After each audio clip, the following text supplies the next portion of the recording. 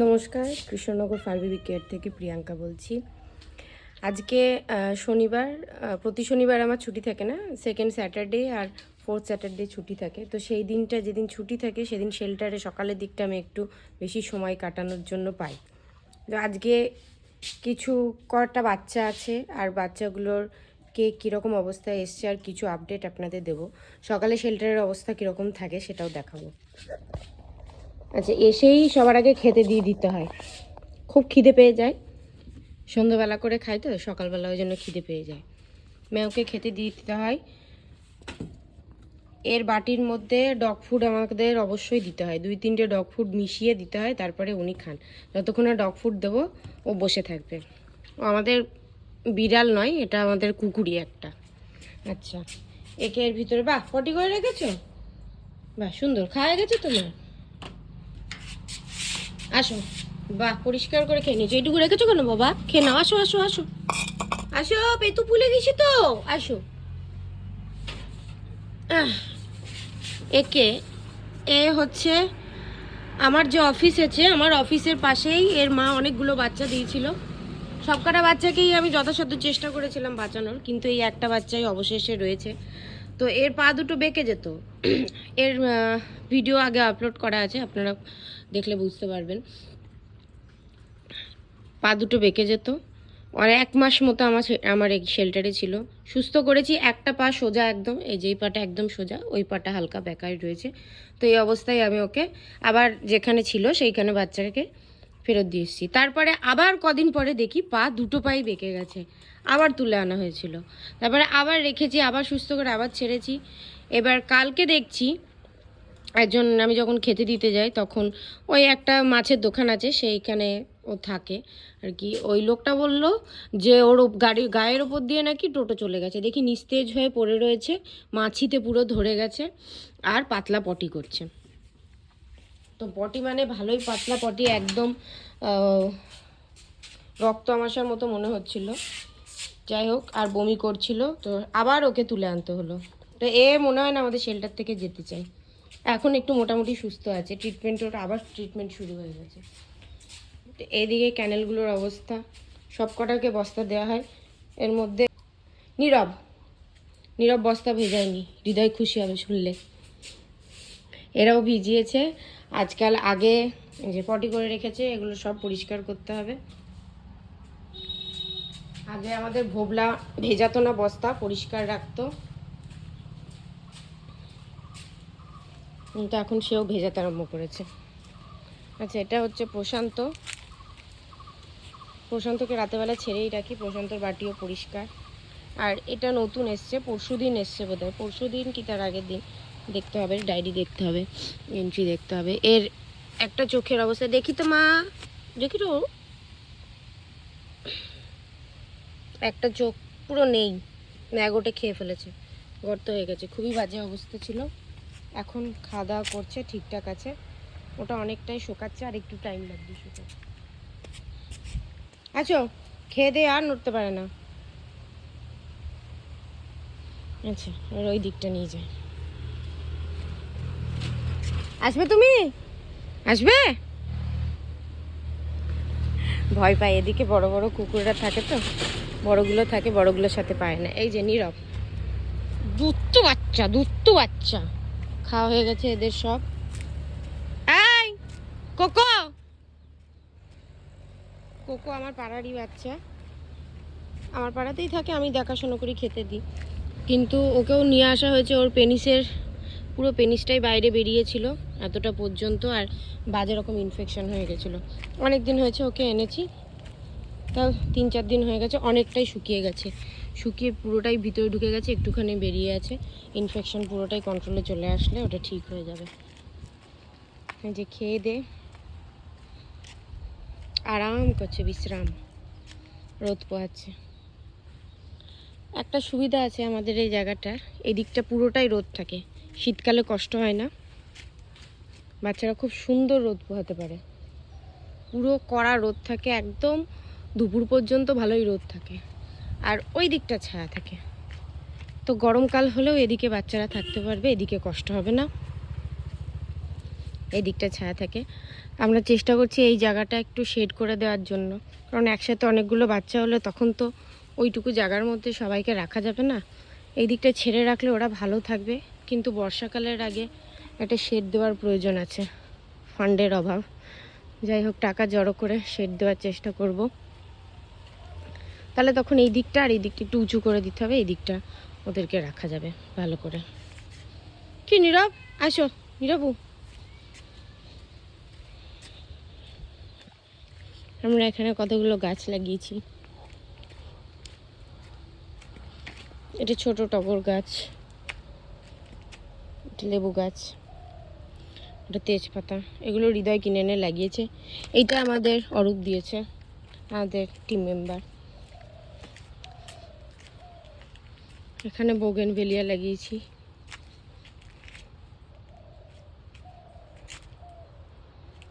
একদম ন্যাড়া হয়ে গেছিলো, এটা আবার সুন্দর পাতা এসছে। এটাকে একটু সোজা করে বেঁধে দিয়েছি, তাহলে এরকম অবস্থা ছিল। এটাকেও বাঁধতে হবে। কোকুয়া, জল খাও। জল, কেউ জল খায় না। আর আমাদের এই দিকে গাঁদা লাগিয়েছিলাম, প্রথম জায়গা নেওয়ার পরপরই গাঁদা লাগিয়ে দিয়েছিলাম। এদিকে গাঁদাগুলো সুন্দর ফুল আসছে। এখন তো বড় ফুলগুলো মরে গেছে।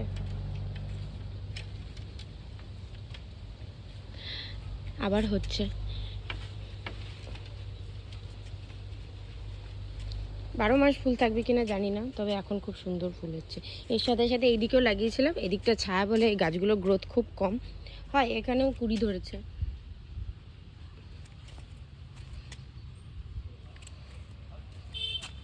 এই এই ওদের এই স্বভাব, এই বাউন্ডারি করে দেওয়া হয়েছে, এর মধ্যেই এসে কোথাও যাবে না, এখানেই এসে গাছগুলোর উপর দিয়ে ঘষাঘষি খাবে। এটাকে খুঁড়ে একটু মাটি দিয়ে সোজা করতে হবে। গ্রোথও খুব কম, কুড়িয়ে ছোট ছোট ফুলও হবে বোধহয়, একটা দুটো ছোট ছোট।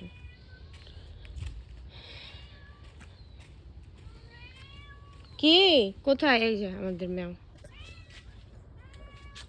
কি বাবা, টুনা বাবা, এই মাছ সবাই পিছন ডেকে ফেলছি তো, এদিকে টাকাও। কোথায় কোথায় একদম গেছো পুরো, গাছে গাছে উড়ে চড়ে চড়ে বেড়ায়। কোথায় যাও? খাওয়া হয়ে যাবে ওর, খাওয়ার সাথে শুধু সম্পর্ক। খাওয়ার সময় আসবে, খাওয়া হয়ে যাবে, তারপর চড়তে চলে যাবে। এই যে, আর প্রতিদিন একটা করে ইঁদুর মেরে রাখে। প্রশান্তকে গাড়িটা পরিয়ে দিয়েছি। খুব একটা ও গাড়ি পরে হাঁটাচলা করে না, যদি প্রয়োজন পড়ে ওর হাঁটতে, তবে ও গাড়ি পরে হাঁটে, না হলে একই জায়গায় দাঁড়িয়ে থাকে।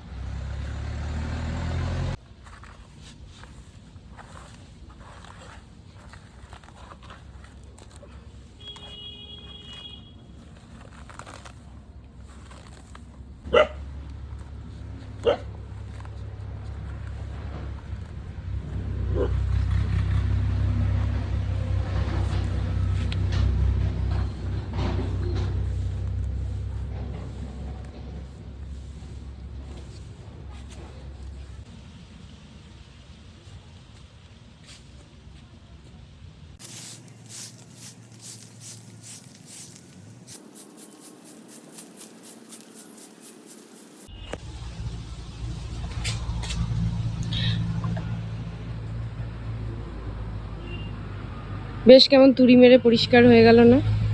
ওরকম মনে হয়, তুড়ি মেরে যদি পরিষ্কার হতো কি ভালো হতো।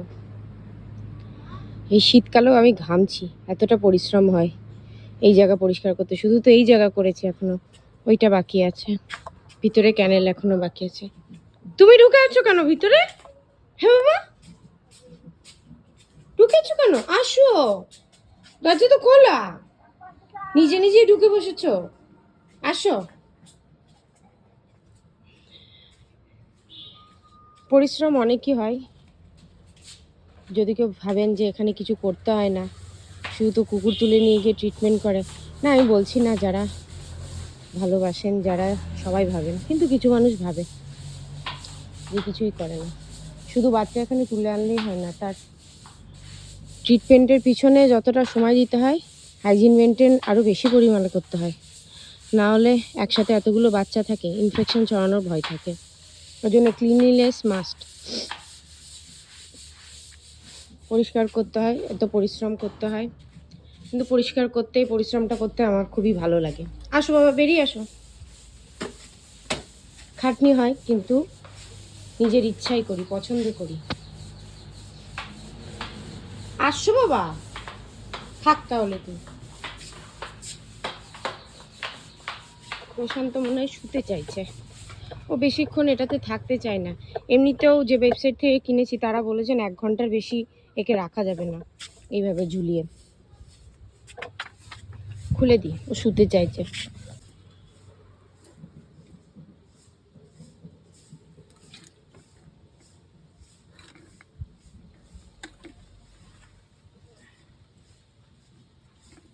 যাও,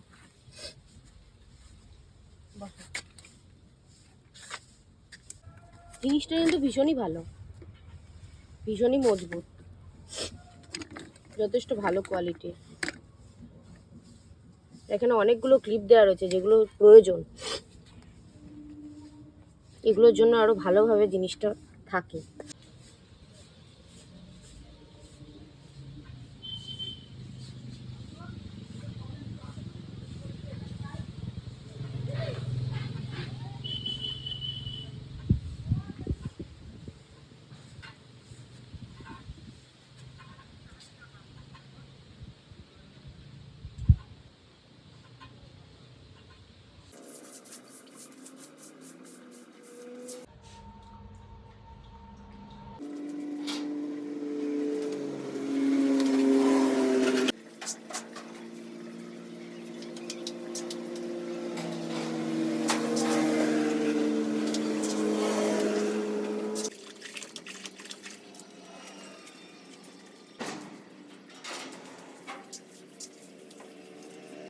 সব পরিষ্কার করে ফেলেছি, বেরিয়েছেন ইনি এখন।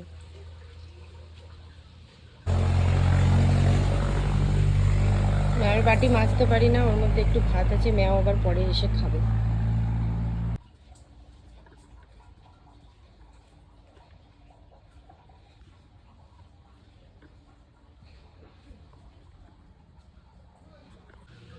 সব দুপুরের ঘুম দিচ্ছে।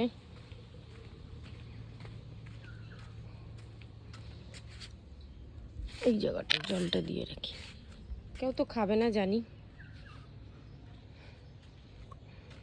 যাচ্ছি, দাঁড়াও, তোমাদের ওখানেও যাচ্ছি। এই দিকটা আজকে আর পরিষ্কার করতে পারিনি, কালকে রবিবার আছে, কালকে ছুটির দিন, কালকে পরিষ্কার করে দেবো। জিভ বেরিয়ে গেছে তো, এ নাও, কোন দিকে দেবো জলটা? আসো, নাও জল খাও। এই একমাত্র যাকে আমি জল খেতে দেখি, বাকি টুকুতে, বাকি কাউকে তো আমি চোখেই দেখি না। লিটু না বাবা, দাও, বাবা জলি, বাবাটা।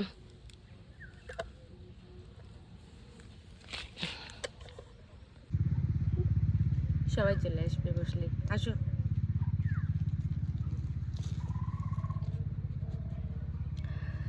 দেখুন, জন্মালেই মরতে হবে, জন্ম মৃত্যু কোনোটাই আমাদের হাতে নেই। এই জন্ম আর মৃত্যুর মধ্যে প্রয়োজন বেঁচে থাকাটা, ওই ভালোভাবে বেঁচে থাকাটাই আমরা কজন পারি। দুষ্টু মানুষের সব কিছু কিন্তু টাকা পয়সা দিয়ে হয় না।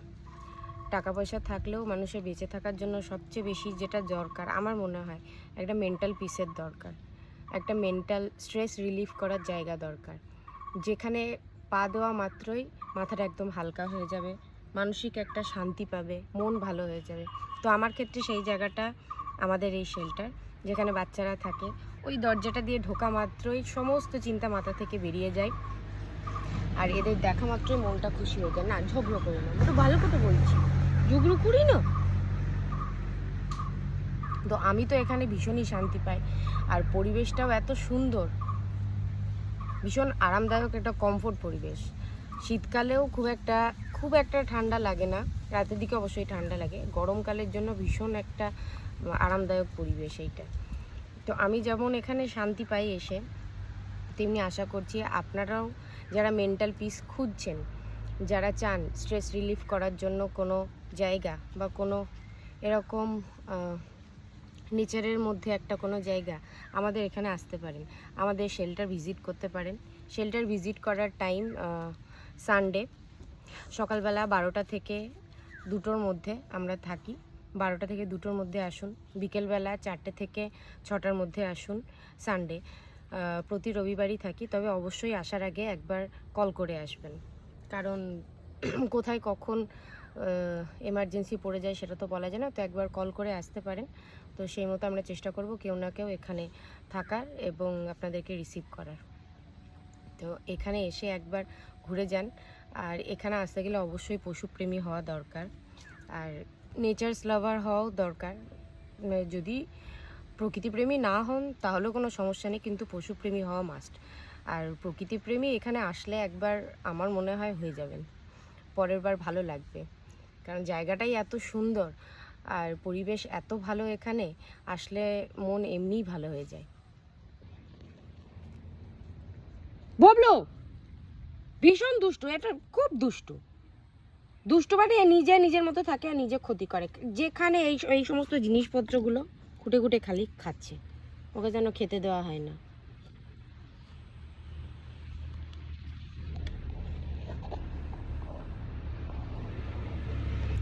আর আমার শেল্টারের ট্যুরটা কেমন লাগলো অবশ্যই কমেন্ট করে জানাবেন। আর থ্যাংক ইউ সো মাচ যদি ভিডিওটা পুরোটা দেখে থাকেন। ঠিক আছে,